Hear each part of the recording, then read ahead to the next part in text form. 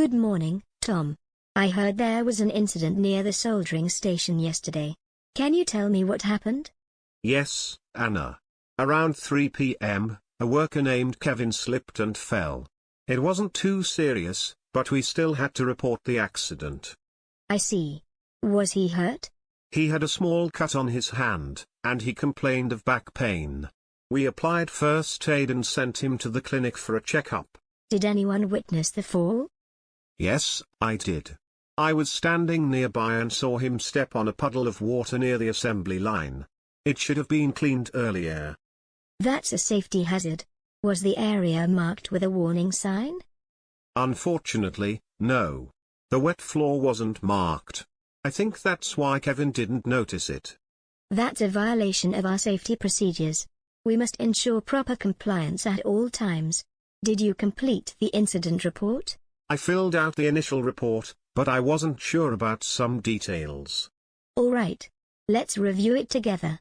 It's crucial that we document the root cause and corrective actions taken. We cleaned the area immediately and added a caution sign.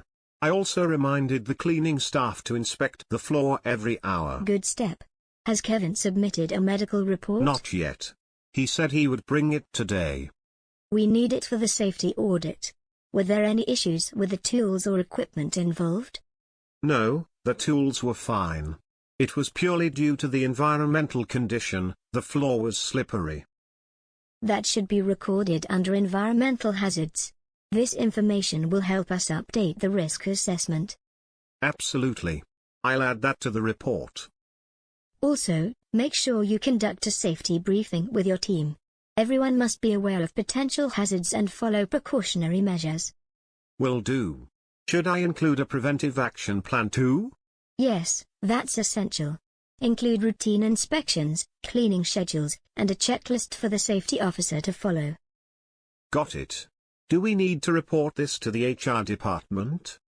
Yes, especially since Kevin missed work. They'll need to log his medical leave. And should we inform upper management? Absolutely. All workplace incidents must be reported to the health and safety manager. Thanks for the guidance. I'll finalize the documentation today. Perfect. Remember, workplace safety is everyone's responsibility. Even a minor incident can be a sign of bigger issues. I agree. I'll make sure my team is more alert from now on. Good. And next week, we'll conduct a refresher training on reporting and emergency procedures. That's a good idea. Thanks.